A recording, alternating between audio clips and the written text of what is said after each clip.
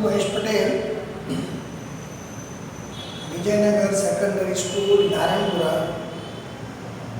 अमदावाद। ધોરણ 11 અને 12 વિજ્ઞાન પ્રવાહમાં ગણિત શાસ્ત્રનો અભ્યાસ કરાવી રહ્યો છું। મિત્રો, ધોરણ 11 ગણિત શાસ્ત્ર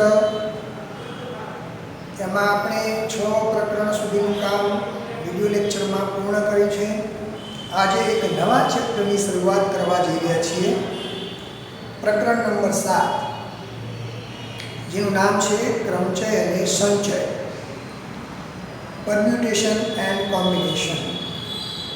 મિત્રો, આમ જોવા જઈએ તો આ પ્રકરણ વ્યવહારિક દ્રષ્ટિએ પણ ખૂબ જ ઉપયોગી છે અને સંભાવના જે પ્રકરણ આવે છે ધોરણ 12માં, એમાં પણ આ પ્રકરણના ઘણા બધા મુદ્દાઓનો ઉપયોગ ત્યાં થાય છે। તો જોઈએ પ્રકરણ નંબર 7, ક્રમચય અને સંચય। સૌથી પહેલાં આપણે ગણતરીનો મૂળભૂત સિદ્ધાંત જે છે એક ઉદાહરણ દ્વારા સમજીશું। ગણતરીનો મૂળભૂત સિદ્ધાંત।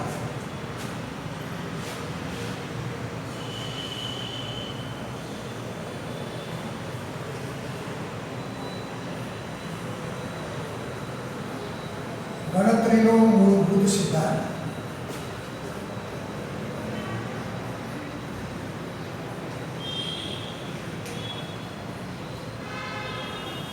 એક ઉદાહરણ દ્વારા આપણે આ નિયમ સમજીશું, પછી નિયમ લખીશું। ધારો કે મારી પાસે 1, 2, 3 અને 4 આ અંકોનો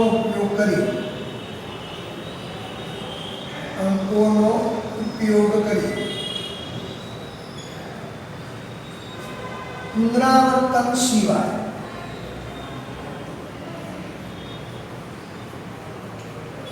પુનરાવર્તન કરવાનું નથી। 3 અંકવાળી કેટલી સંખ્યાઓ બનાવી શકાય?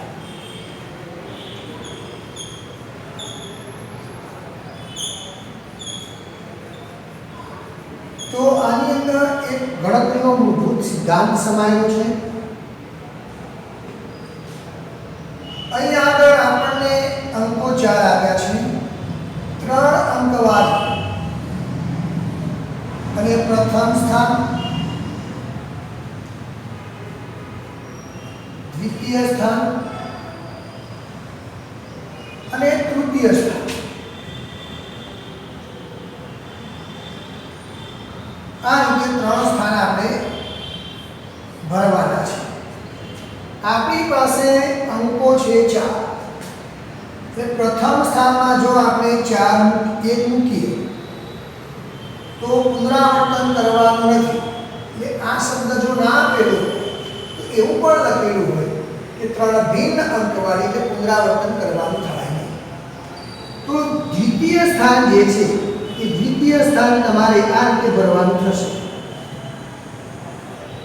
1 સિવાય 2 મૂકી શકાય, 3 મૂકી શકાય અને 4 મૂકી શકાય।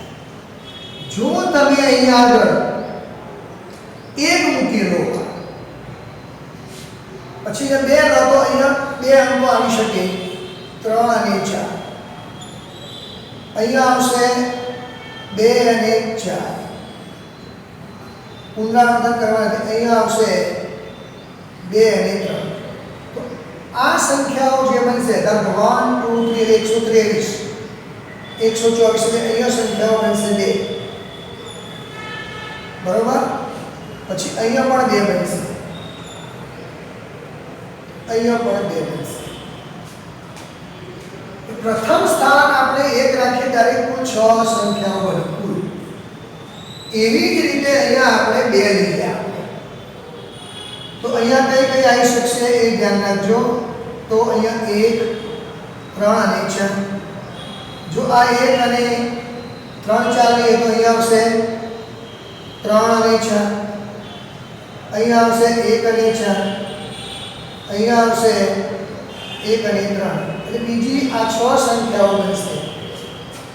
એવી રીતે 3 રાખીએ તો આગળ આપણે વિચારીએ તો જો આ રીતે 3 તો અહીંયા 1 2 અને 4 અહીંયા આગળ 1 લઈએ તો 2 અને 4 અહીંયા આગળ 1 અને 4 અહીંયા આગળ 2 અને 4 એટલે બીજી 6 આવી જ રીતે આપણે 4 લઈએ પ્રથમ સ્થાનમાં 4 તો આપણી પાસે દ્વિતીય સ્થાન જે છે એમાં 1 2 અને 3 જો આ 1 હોય તો અહીંયા આગળ આવશે 2 અને અહીંયા 3 આ 2 હોય તો અહીંયા 1 અને આ 3 એ 3 હોય તો અહીંયા 1 અને આ 2 એટલે બીજી આ 6 સંખ્યાઓ બનશે અહીંયા પાછો ટોટલ સંખ્યાઓ થઈ ગયું 24 સંખ્યાઓ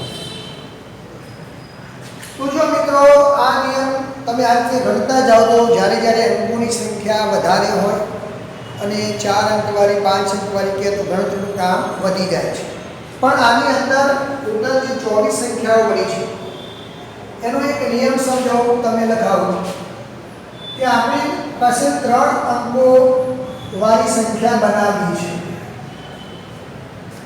છે પહેલી ક્રિયા જે છે પહેલી ક્રિયા પહેલું સ્થાન ભરવાનો પ્રકાર એ આપણી પાસે 4 અંકો છે 1 2 3 અને 4 એ 4 રીતે ભરી શકાય હવે પુનરાવર્તન કરવાનું નથી તો બાકીના 3 અંકો જે વધ્યા એટલે પહેલી ક્રિયા કર્યા બાદ બીજી ક્રિયા તમે કરશો એટલે તમારે 3 રીતે 3 અંકો મૂકી શકશો હવે 2 અંકોનો ઉપયોગ થઈ ગયો બાકીના 2 અંકો વધ્યા એ છેલ્લા અંક તરીકે તમે લઈ શકો 4 તરી 12 24 આ ગણતરીનો મૂળભૂત સિદ્ધાંત છે તો એ નિયમ લખીશું આપણે જો કોઈ એક ક્રિયા ગણતરીનો મૂળભૂત સિદ્ધાંત જો કોઈ એક ક્રિયા એમ પ્રકારે થતી હોય અને તેને આનુષાંગિક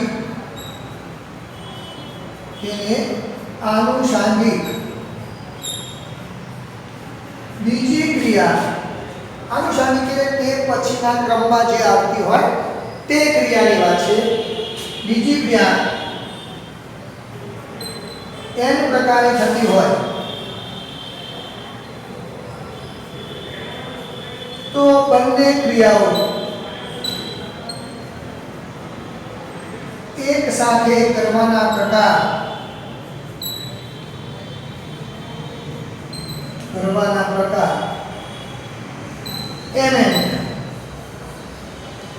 એમ ગુણે અહીંયા 3 છે બીજી ક્રિયા બી પ્રકારે એમ એન બી ટૂંકમાં ગુણાકાર થાય આ ગણતરીનો મૂળભૂત સિદ્ધાંત છે મિત્રો આપણું પહેલું સ્વાધ્યાય જે છે એ ગણતરીના મૂળભૂત સિદ્ધાંત પર આધારિત સ્વાધ્યાય છે તો એના દાખલા ગણીશું આપણે સ્વાધ્યાય 7.1 ના પ્રશ્નોની ચર્ચા કરીશું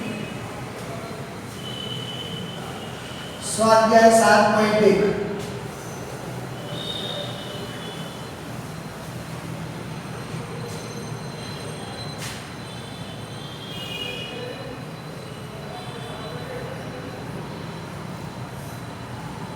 પહેલો પ્રશ્ન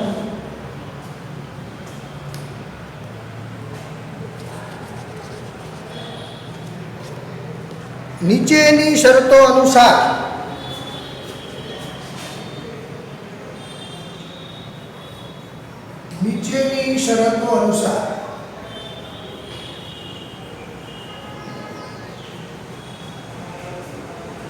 એક બે 3 4 અને 5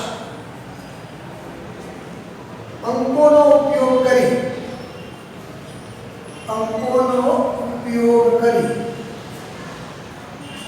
3 અંકવાળી કેટલી સંખ્યાઓ બનાવી શકાય 3 અંકવાળી કેટલી સંખ્યાઓ બનાવી શકાય એક શરત આપણને આપી છે પહેલી શરત અંકોનું પુનરાવર્તન કરવાની અનુમતિ નથી અંકોનું પુનરાવર્તન કરવાની અનુમતિ નથી. અને બીજું, અંકોનું પુનરાવર્તન કરવાનું કરી શકાય. અંકોનું પુનરાવર્તન કરી શકાય. પહેલા પ્રશ્નનો જવાબ આપણે આપી રહ્યા છીએ મિત્રો. પહેલા, અહીં કુલ અંકો કયા કયા છે? 1, 2, 3, 4 અને 5.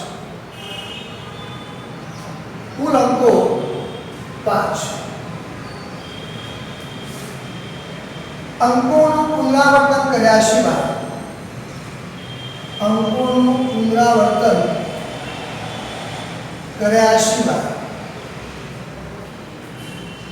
ત્રણ અંકવાળી સંખ્યા બનાવવાની છે. તો 3 અંકવાળી સંખ્યા બનાવી હોય તો જોઈએ 3 અંકો વાળી સંખ્યા એ લખતા જઈએ અને સમજતા જઈએ. પ્રથમ સ્થાન ભરવાના પ્રકાર 5. પ્રથમ સ્થાન ભરવાના પ્રકાર 5. દ્વિતીય સ્થાન ભરવાના પ્રકાર. અને આ 5 રીતે ભરો. હવે બીજું સ્થાન હવે બાકી રહેલા 4 અંકોથી ભરાય. કોઈ પણ અંક વાપર્યો હશે એમાંથી એક અંક વાપરી ચૂક્યા અને બાકીના 4 અંકોથી 4 રીતે ભરી શકાય. તૃતીય સ્થાન ભરવાના પ્રકાર. તૃતીય સ્થાન ભરવાના પ્રકાર બરાબર 3. માટે બનતી કુલ સંખ્યા ગુણાકાર થશે ગણતરીના મૂળભૂત સિદ્ધાંત પ્રમાણે 5 × 4 × 3 એટલે 60 રીતે આટલી સંખ્યાઓ બનાવી શકાય. બીજો પ્રશ્ન છે, આપણે અંકોનું પુનરાવર્તન કરવાનું નથી. ચલો, અંકોનું પુનરાવર્તન કરવાની અનુમતિ નથી.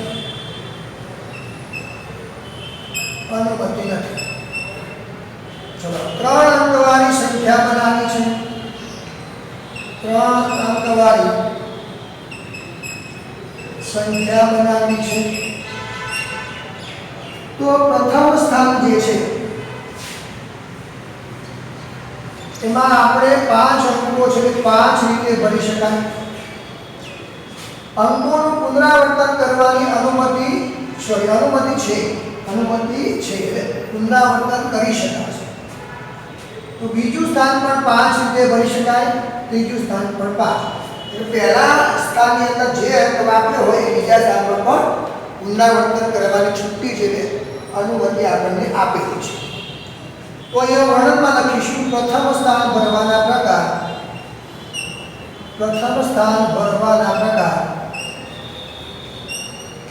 બરાબર 5. દ્વિતીય સ્થાન ભરવાના પ્રકાર બરાબર 5. તૃતીય સ્થાન ભરવાના પ્રકાર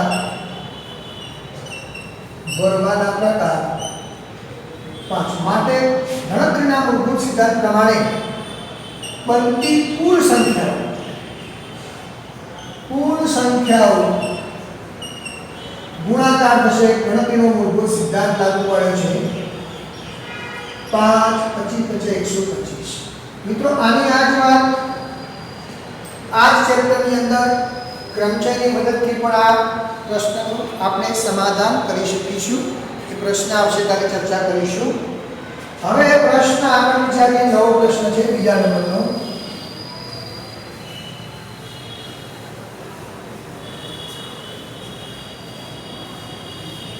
તમને સૂચન આપ્યું હોય એ પ્રમાણે આગળ વધવાનું થશે.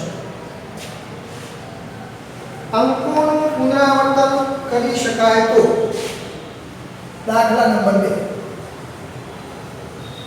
અંકોનું પુનરાવર્તન કરી શકાય, એટલે પુનરાવર્તન કરવાની છુટ્ટી આપે તો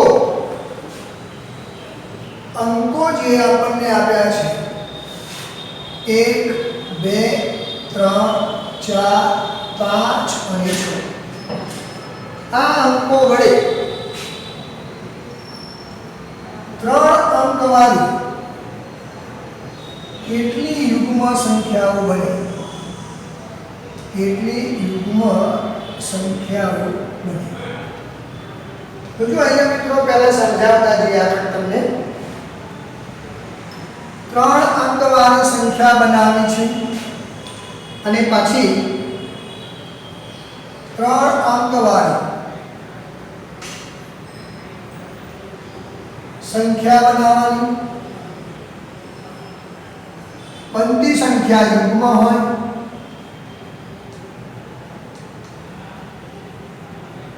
અને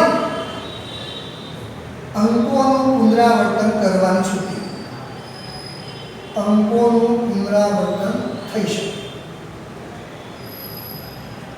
તો અહીં આગળ આપણે જોઈશું તો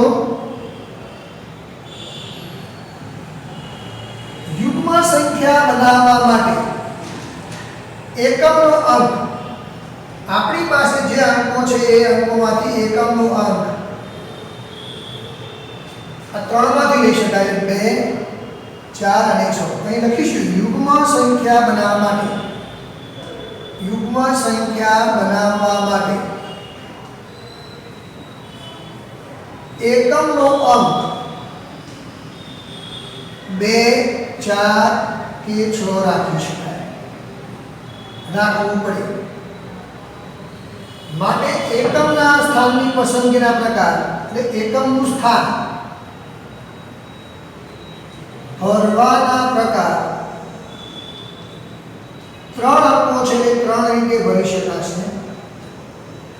હવે અંકોનું પુનરાવર્તન કરવાની છુટ્ટી છે, એટલે બીજું સ્થાન છે, અંકો આપણી પાસે 6 છે એટલે 6 રીતે, પહેલું સ્થાન પણ 6 રીતે. તો બીજું સ્થાન ભરવાના પ્રકાર, દ્વિતીય સ્થાન ભરવાના પ્રકાર, તૃતીય સ્થાન ભરવાના પ્રકાર, તૃતીય સ્થાન ભરવાના પ્રકાર. તો અહીંયા બનતી કુલ સંખ્યાઓ, બનતી યુગ્મ સંખ્યાઓ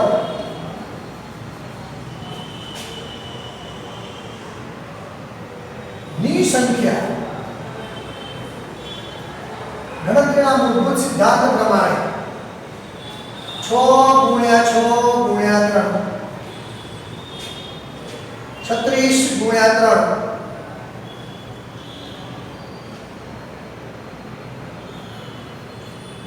3 108 મેળવી શકાય. મિત્રો અહીંયા જો આનો આ જ પ્રશ્ન આપણને અંકોનું પુનરાવર્તન કર્યા સિવાય જો કહેલું હોય તો પ્રથમ સ્થાન આ 4 અંકો પૈકી કોઈ એક અંકથી 3 રીતે ભરી શકાય. તમે એક અંક વાપરી ચૂક્યા હશો તો બાકીના દ્વિતીય સ્થાન ભરવાના પ્રકાર જે છે, દશકનું સ્થાન ભરવાના પ્રકાર એ 5 રીતે અને આ 4 રીતે, એટલે 5 અને 4 અને 3, 5 × 20 તરીકે 60 રીતે એ પુનરાવર્તન કર્યા સિવાય યુગ્મ સંખ્યાઓ બનાવી શકાય. આવો જે પ્રશ્ન છે બરોબર છે, ધ્યાન રાખજો. ભિન્ન રંગના એક્ઝામ્પલ નંબર 6, ભિન્ન રંગના 5 ધ્વજ આપેલા છે. એકની નીચે એક, એટલે એક ધ્વજ નીચે એક, નીચે બીજો, એક નીચે બીજો, એવા બે ધ્વજથી કેટલા સંકેત બનાવી શકાય? કેટલા સંકેત બનાવી શકાય? જો 5 જુદા જુદા રંગના ધ્વજ છે, જો આપણે 5 એ 5 જુદા જુદા રંગના ધ્વજ આપણે અહીંયા લીધા છે, સમજજો બરાબર. આ પહેલો ધ્વજ, આ બીજો ધ્વજ, પાંચે રંગ અલગ અલગ છે. જો ત્રીજો રંગ ધ્વજ, ચોથો ધ્વજ અને આ પાંચમો ધ્વજ. તમારે એકની નીચે એક એટલે આપણે થોડી એને ખ્યાલ આવી જાય. આ પહેલું, એની નીચે બીજો, પહેલો ધ્વજ અહીંયા લગાડવાનો, પછી બીજો ધ્વજ અહીંયા લગાડવાનો. આ રીતે જે સંકેત બને, ઉદાહરણ તરીકે મેં અહીંયા પીળા રંગનો ધ્વજ મૂક્યો, તો અહીંયા હું વાદળી રંગનો ધ્વજ પણ મૂકી શકું. આ એક સંકેત બને, બરોબર. તો પીળાની નીચે પાછું, તો પીળાની નીચે કયો આવી શકે? ગ્રીન પણ આવી શકે. આ પીળો છે તો યલો, એની નીચે ગ્રીન.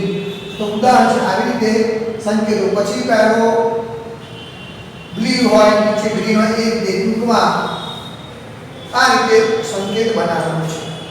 તો એ પહેલા મૌખિક સમજાવી દઉં. 5 ધ્વજમાં પહેલું ઉપરના સૌથી ઉપરનું, એકની નીચે એક એટલે સૌથી ઉપરનું સ્થાન 5 ભિન્ન ધ્વજ છે, માટે સૌથી ઉપરના સ્થાનમાં ધ્વજ લગાડવાના પ્રકાર 5. 5 ધ્વજમાંથી તમે એક ધ્વજ અહીંયા લગાડી દીધો, ત્યાં 5 રીતે. બાકી વધેલા પુનરાવર્તન કરવાથી ભિન્ન લખેલું છે, ભિન્ન રંગના છે. સંકેત પણ ભિન્ન બનાવવાનો છે. એટલે ઉપરના ધ્વજ પછી, ઉપરનો ધ્વજ લગાડ્યા પછી તેની નીચે ના સ્થાનમાં ધ્વજ લગાવવાના પ્રકાર બરાબર 4. માટે ગણતરીના મૂળભૂત સિદ્ધાંત પ્રમાણે, માટે ગણતરીના મૂળભૂત સિદ્ધાંત પ્રમાણે બનતા કુલ સંકેત બરાબર 5 ગુણ્યા 4 એટલે 20 સંકેત બને. આ રીતે મિત્રો આપણે આ પ્રશ્નનો જવાબ આપી શકીએ. આપણે ધારો કે એ જ પ્રશ્નની અંદર 3 ધ્વજથી કેટલા સંકેત બનાવી શકાય, તો તમારે અહીંયા ત્રીજું એક સ્થાન લઈ લેવાનું. જો 3 નું કેન્દ્ર ત્રીજું એક સ્થાન આપી દે, પહેલું, બીજું, ત્રીજું. પહેલા સ્થાનમાં 5 રીતે, બીજામાં 4 રીતે, 3 એટલે 120 સંકેત બની શકે. ઉદાહરણમાં છે પ્રશ્ન.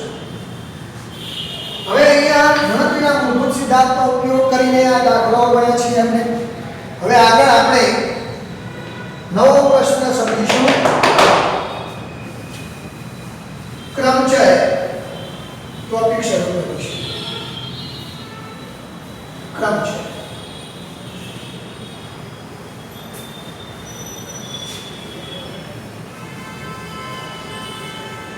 હવે ટોપિક છે આપણો ક્રમચય.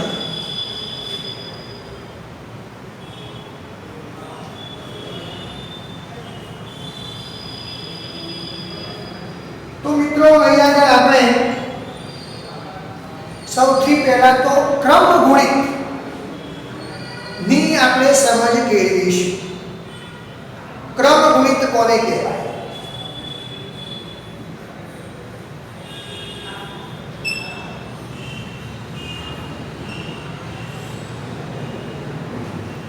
તો 1 થી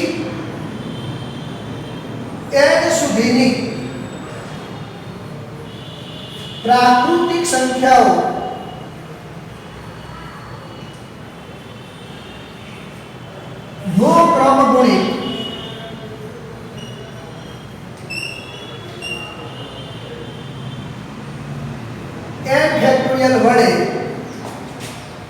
દર્શાવાય છે. 1 થી n સુધીની પ્રાકૃતિક સંખ્યાઓનો ક્રમ. n અને આ સિમ્બોલ છે ફેક્ટોરિયલ. આનું નામ છે ફેક્ટોરિયલ. ફેક્ટોરિયલ. હવે n ફેક્ટોરિયલ એટલે ઉપરની વ્યાખ્યા પ્રમાણે 1 થી n સુધીની પ્રાકૃતિક સંખ્યાઓનો ગુણાકાર. તો મિત્રો આ જ પ્રમાણે જો 1 ફેક્ટોરિયલ હોય તો 1 થશે. 2 ફેક્ટોરિયલ હોય તો 1 થી 2 સુધીનો ગુણાકાર એટલે 2. 3 ફેક્ટોરિયલ હોય તો 1 થી 3 સુધીનો ગુણાકાર એટલે 6. 4 ફેક્ટોરિયલ હોય તો 1 થી 4 સુધીનો ગુણાકાર 24. 5 ફેક્ટોરિયલ હોય તો 1 થી 5 સુધીનો ગુણાકાર એટલે 120. 6 ફેક્ટોરિયલ હોય તો 1 થી 6 સુધીનો ગુણાકાર 720. આ રીતે તમે ફેક્ટોરિયલ ઉપયોગ આ રીતે થશે. હવે મિત્રો અહીંયા આગળ જુઓ થોડું સાદું સમજીએ. માન લો કે અહીંયા આગળ 20 ફેક્ટોરિયલ છે તો આને એક અવયવ જો તમે બહાર લઈ લો સામાન્ય તો આ 19 ફેક્ટોરિયલ પર લખાય. 20 ફેક્ટોરિયલ હોય જો તમે બે અવયવ બહાર લખો તો 20 ગુણ્યા 19 ગુણ્યા 18 ફેક્ટોરિયલ.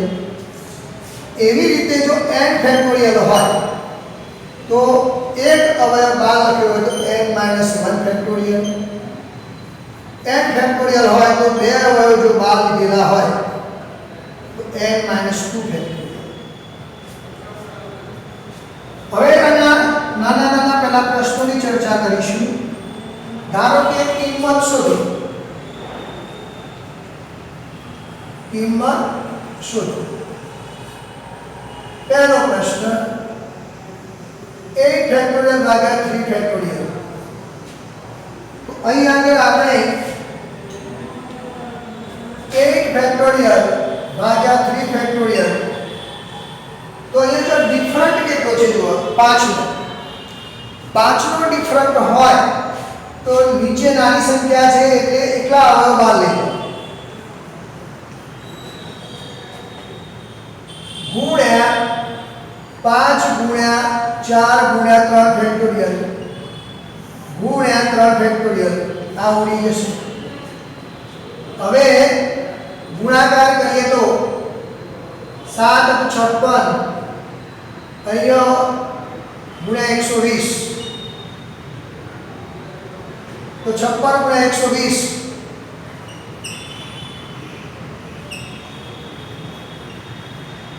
1326 આ એનો જવાબ થશે. હવે મિત્રો બીજો એક પ્રશ્ન લઈએ આપણે. બુકનો હોય એક પ્રશ્ન લઈએ છીએ.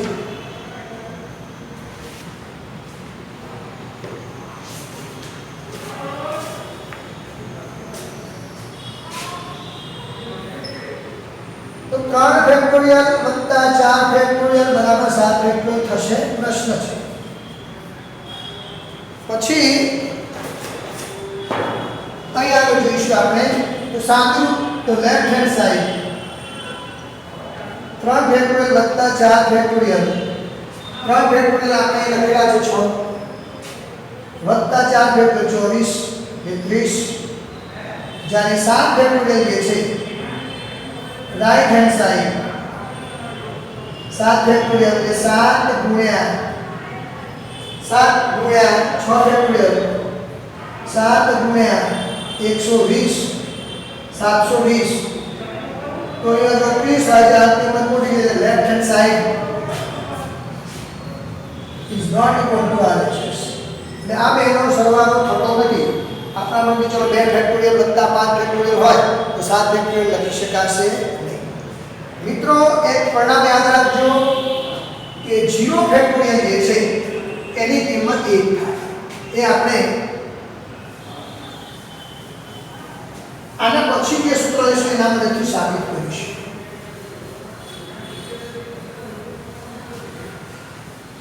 હવે દાખલો આગળ જોઈએ આપણે. એક નવો દાખલો છે. કિંમત શોધો.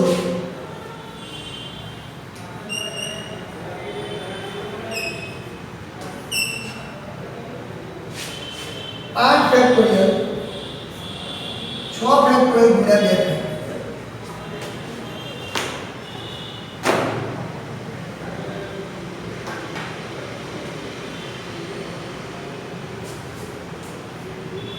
તો જો 1 ફેક્ટોરિયલ ભાગ્યા 6 ફેક્ટોરિયલ ગુણ્યા 2 ફેક્ટોરિયલ, તો અહીંયા ડિફરન્ટ 2 છે તો અહીંયા 2 અમે કોમન લઈ લો અને આ 6 ફેક્ટોરિયલ કરી શકાય એવું આપણે સમજાવી દીધું. આ ઉડી ગયા 56 ભાગ્યા 2 28. આ એનો જવાબ. આગળ એક પ્રશ્ન, સરસ પ્રશ્ન છે, યાદ રાખજો મિત્રો. જો 1/8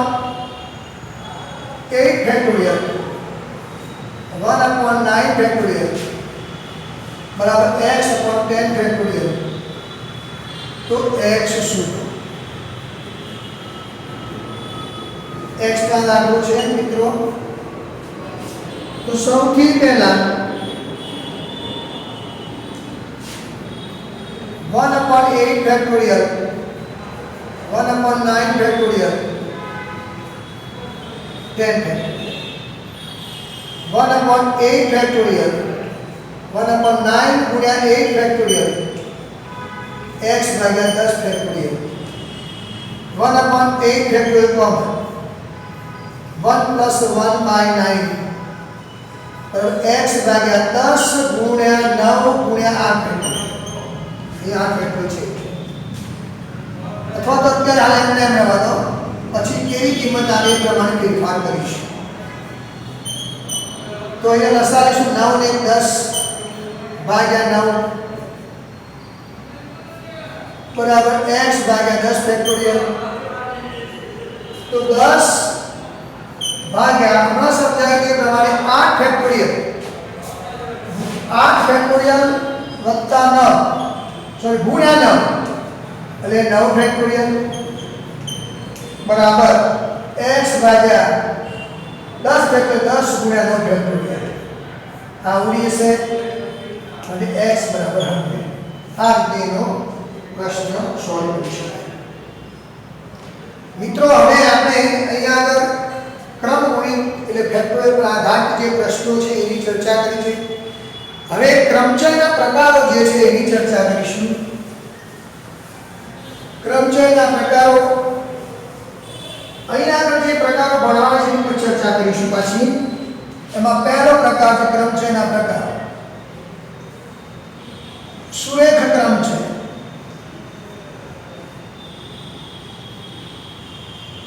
બીજું પુનરાવર્તન યુક્ત ક્રમ છે.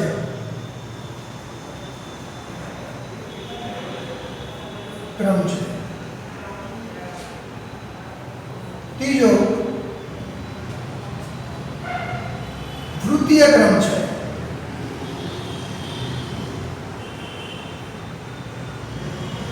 હવે એમાં સુરેખ ક્રમ છે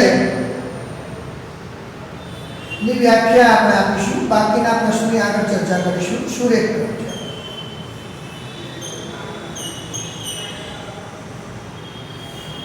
આપણી પાસે n ભિન્ન વસ્તુઓ હોય. પહેલા તો ક્રમચયની વ્યાખ્યા શું છે? ક્રમચય એટલે શું?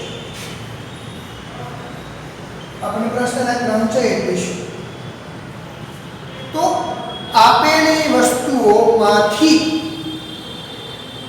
તે વસ્તુઓથી ઓછી અથવા બધી જ વસ્તુઓને ક્રમમાં ગોઠવવાના કુલ પ્રકારોને ક્રમચય કહે છે. ફરીથી આપેલી ભિન્ન વસ્તુઓમાંથી તે તમામ વસ્તુઓ અથવા તેનાથી ઓછી વસ્તુઓને ક્રમમાં ગોઠવવાના પ્રકારોને ક્રમચય કહે છે.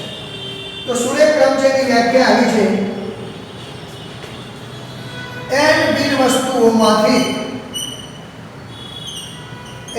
વસ્તુઓમાંથી r વસ્તુઓ પસંદ કરી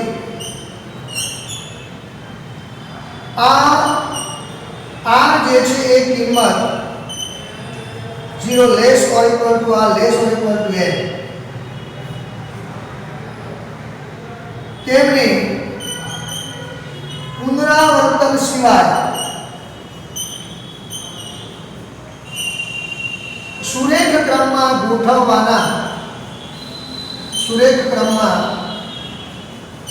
ગોઠવવાના પ્રકારોને n ભિન્ન વસ્તુઓનો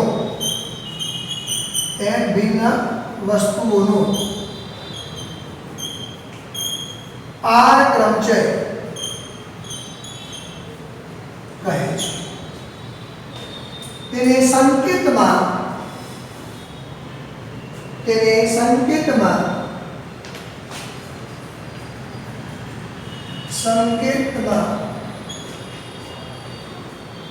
NPR વડે દર્શાવાય છે. હવે NPR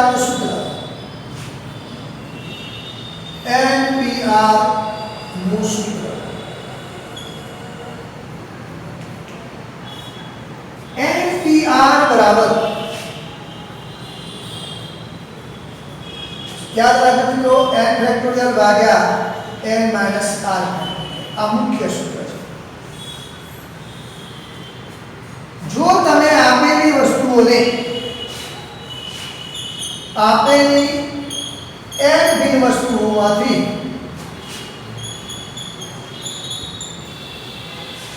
n સ્થાનમાં ગોઠવવાના પ્રકાર એટલે NPN કહેવાશે. NPN બરાબર n ફેક્ટોરિયલ થાય. હવે અહીંયા થોડીક સૂત્રની સમજૂતી જોઈ લઈએ આપણે. मान लो कि 5pr शोधो 5p2 बराबर खाली गया तो 5p2 बराबर सूत्र प्रमाणे 5 फैक्टोरियल भाग्या 5 ओछा 2 फैक्टोरियल 5 फैक्टोरियल भाग्या 3 फैक्टोरियल तो आ 5 गुण્યા 4 ગુણ્યા 3 ફેક્ટોરિયલ ભાગ્યા 3 ફેક્ટોરિયલ એટલે 20 થાય. એવી રીતે 3p3 હોય ધારો કે 3p3 બરાબર ખાલી જગ્યા તો 3p3 બરાબર એટલે 6 થશે. આ રીતે આ સૂત્રનો ઉપયોગ થશે. તો મિત્રો અહીં આગળ આપણે ક્રમચયની અંદર ક્રમગુણિતની વાત કરી એ પર આધારિત સ્વાધ્યાય 7.2 ના પ્રશ્નો કર્યા છે. સ્વાધ્યાય 7.3 માટે સુરેખ ક્રમચય જેને NPR n ભિન્ન વસ્તુઓમાંથી r વસ્તુઓ પસંદ કરી એને સુરેખ ક્રમમાં ગોઠવવાના પ્રકાર અને NPR નું સૂત્ર આપણે સમજાવ્યું છે. તે પર આધારિત પ્રશ્નોની ચર્ચા સ્વાધ્યાય 7.3 ના દાખલામાં કરીશું ટાસ્ક નંબર 2 માં. જય હિન્દ.